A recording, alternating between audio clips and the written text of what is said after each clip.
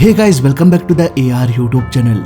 और एरोफ्लोट 593 के कैप्टन ने 35,000 फीट के एल्टीट्यूड में उड़ रहे प्लेन में एक ऐसी गलती कर दिया जिसे सुधारने का उसे दूसरा मौका भी नहीं मिलने वाला था। उसने पायलट के सीट पर अपने 12 साल की बेटी और 15 साल के बेटे को बैठा दिया।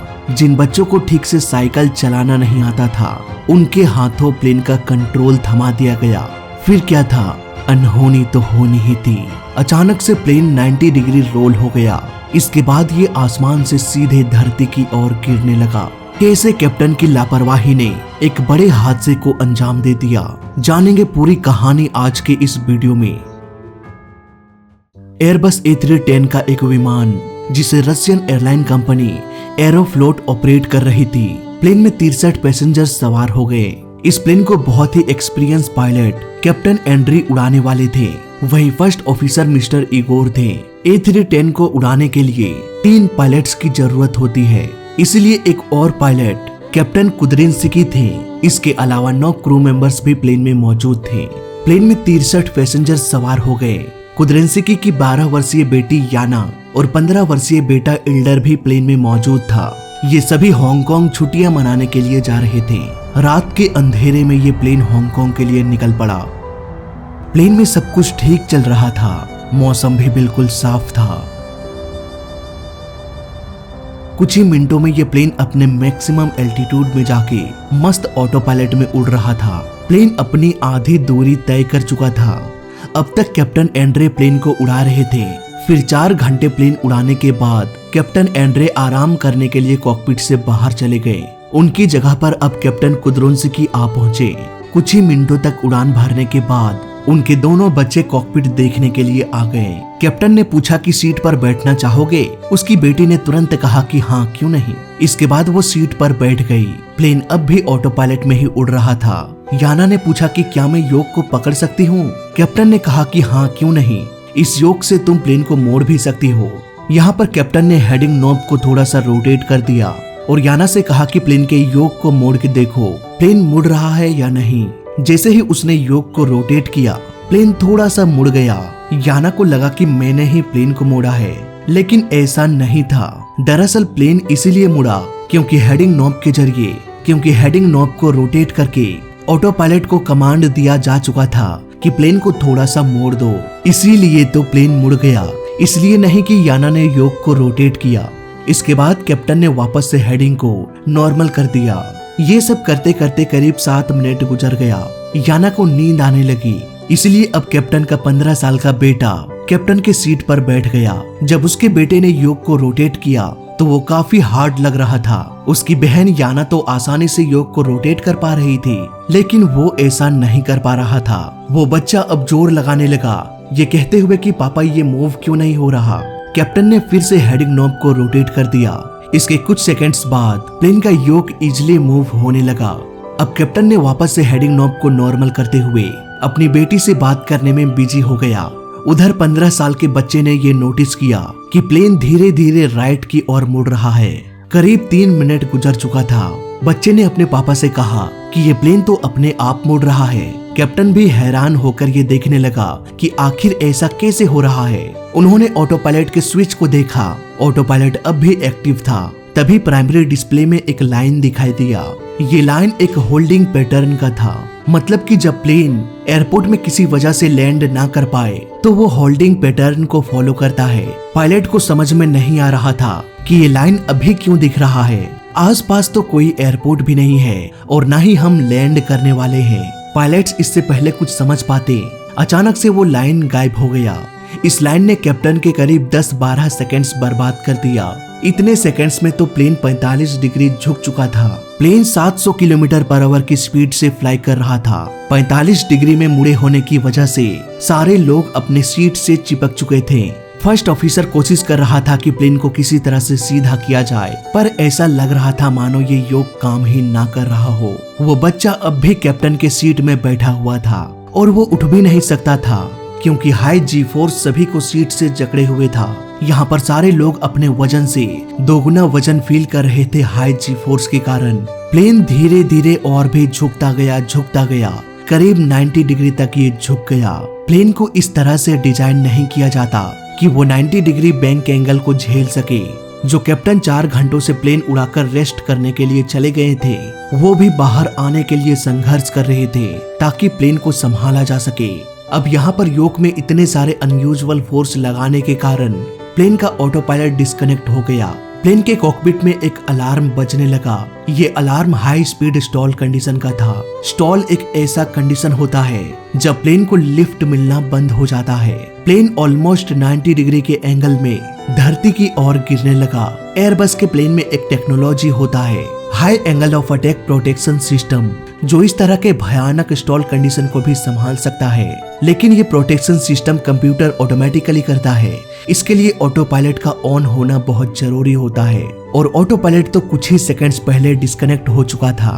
अब प्लेन 39,000 फीट पर मिनट के स्पीड से सीधे धरती की ओर गिरने लगा और प्लेन सिर्फ 33,000 फीट के एल्टीट्यूड पर उड़ान भर रहा था। मतलब कि ये प्लेन 1 मिनट से भी कम समय में धरती से टकराने वाला था। फर्स्ट ऑफिसर अब तक बैंक एंगल को कंट्रोल करने की कोशिश कर रहे थे, लेकिन कुछ ही सेकंड्स में उन्हें पता चल गया कि हमारा प्लेन बहुत नीचे आ चुका है। कुछ ही सेकंड्स में ये धरती से टकरा जाएगा। इसलिए उन्होंने सारा जोर लगा दिया और योक को पीछे खींचना शुरू कर दिया। हाई स्पीड से नीचे गिर रहा प्लेन अचानक से ऊपर की ओर उठ गया। यहाँ पर पैसेंजर्स को ऑलमोस्ट 4.7 G फोर्स का सामना करना पड़ा होगा।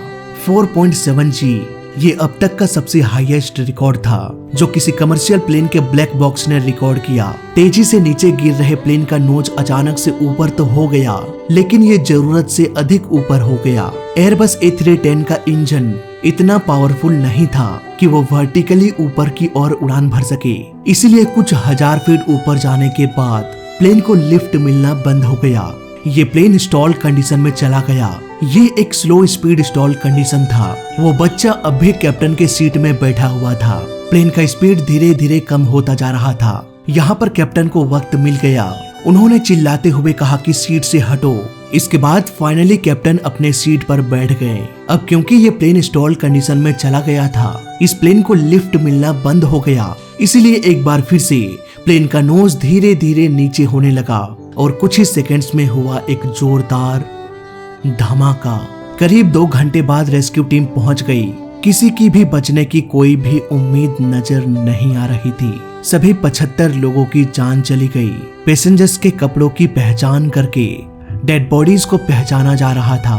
22 बॉडीज इतने बुरी तरीके से जल चुका था कि उसकी पहचान करना भी मुश्किल हो गया। कैसे एक ब्रांड न्यू आधुनिक टेक्नोलॉजी से लैस विमान क्रैश हो सकता है? इन्वेस्टिगेशन की टीम के साथ साथ सारी दुनिया इस बात से अनजान थी। इन्वेस्टिगेशन की टीम घटनास्थल पर पहुंच गए। उन्होंने देखा कि पायलट के बॉडी के साथ साथ एक बच्चे की भी बॉडी है। इन्वेस्टिगेशन की टीम भी हैरान हो गए कि आखिर ये बच्चा कॉकपिट में क्या कर रहा था। फ्लाइट डाटा रिकॉर्डर ने ये रिकॉर्ड किया। प्लेन का दोनों इंजन ऑन था, यानी कि इंजन फेलियर क्रैश का कारण नहीं था। कॉकपिट वॉइस रिकॉर्डर को सुनने के बाद ये पता चला कि कॉकपिट में 2 बच्चे भी दाखिल हुए थे क्रैश के ठीक कुछ मिनट्स पहले। अब इन्वेस्टिगेशन की टीम भी स्पीचलेस हो चुके थे। आखिर वहाँ हो क्या रहा था? उन दिनों प्लेन के रूल्स इतने स्ट्रिक्ट नहीं थे। कोई भी कॉकपिट में दाखिल हो जाता था, लेकिन सीट पर बैठने का अलाउ नहीं था। हालांकि ऐसा करना उतना बड़ा क्राइम भी नहीं माना जाता था। मतलब कि हाँ भाई चलो, अगर सीट में किसी को बैठा दिया तो कोई बात नहीं, अगली बार से ध्यान देना। इस तरह से इन एक्टिविटीज को हल्के में ले लिया जाता था। अब क्योंकि दोनों बच्चों के पिता खुद एक कैप्टन थे, इसलिए वो बच्चे आसानी से कॉकपिट में एंटर कर गए। लेकिन सवाल तो ये आता है कि क्या सिर्फ कॉकपिट के सीट पर बैठने से प्लेन क्रैश हो सकता है? ये बात आसानी से हजम नहीं हो रही थी। इन्वेस्टिगेशन की टीम ने पूरे रिकॉर्डिंग को ध्यान से सुना। उन्होंने पाया कि प्लेन में प्रॉब्लम तब शुरू हुआ जब उसके बेटे ने कहा कि प्लेन अपने आप मुड़ रहा है। फ्लाइट डाटा रिकॉर्डर भी यही बयान कर रहा था कि प्रॉब्लम यहीं से शुरू हुआ। कुछ ही महीने बाद पूरा केस सॉल्व हो गया। तो आइए समझते हैं आखिर हुआ क्या था।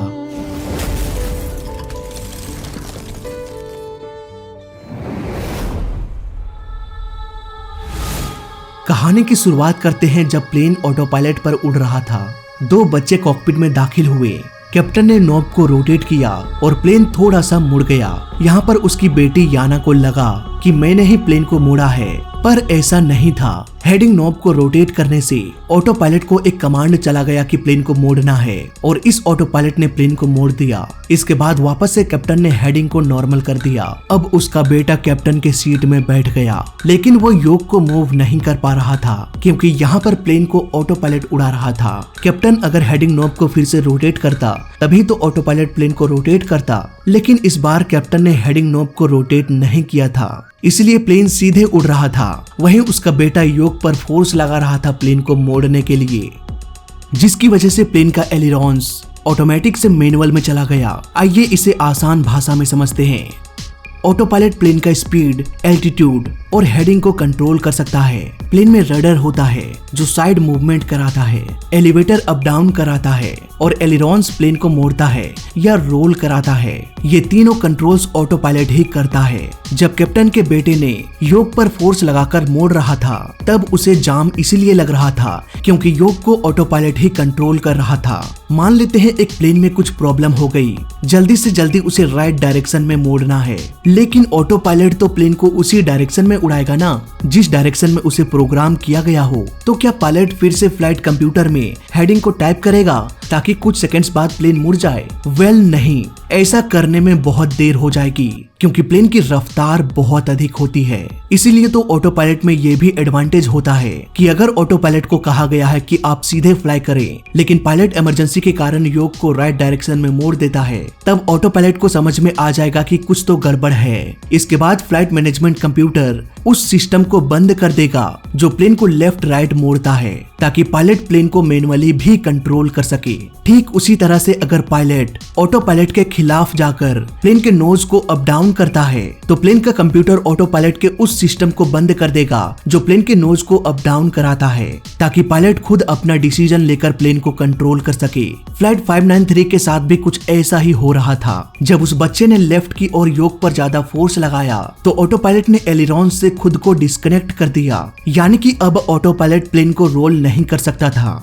यहाँ पर वो बच्चा ही था जो प्लेन को रोल कराकर झुका रहा था, लेकिन प्लेन का रडर और एलिवेटर अब भी ऑटो पायलट ही कंट्रोल कर रहा था। ऑटो पायलट ने ये नोटिस किया कि प्लेन रोल होते हुए नीचे गिर रहा है, इसीलिए ऑटो पायलट ये कोशिश कर रहा था कि वो प्लेन को सीधा कर सके, लेकिन इसके लिए ऑटो पायलट को एलिरॉन्स का यूज करना था जो डिस्कनेक्ट हो चुका था। इसलिए वो सिर्फ रडर और एलिवेटर का इस्तेमाल करके प्लेन को बैलेंस करने की कोशिश कर रहा था और इसी चक्कर में प्लेन और भी झुकता गया करीब 90 डिग्री तक। यहाँ पर ऐसा भी नहीं है कि फर्स्ट ऑफिसर ने कोशिश नहीं किया। फर्स्ट ऑफिसर योक को लेफ्ट की ओर मोड़ रहा था ताकि प्लेन के राइट डायरेक्शन में झुकाव को कम किया जा सके, लेकिन दूसरी तरफ कैप्टन के सीट में बैठा वो बच्चा प्लेन के योक को सीधा करने की कोशिश कर रहा था, क्योंकि पीछे से उसका पिता यानी कि कैप्टन अपने बेटे को रोटेशन होल्ड करने के लिए कह रहा था और वो 15 साल का बच्चा ये समझ ही नहीं पाया कि होल्ड करना यानी कि प्लेन को झुकाव को रोकना। इसके लिए उस बच्चे को योक को लेफ्ट की ओर मोड़ना चाहिए था।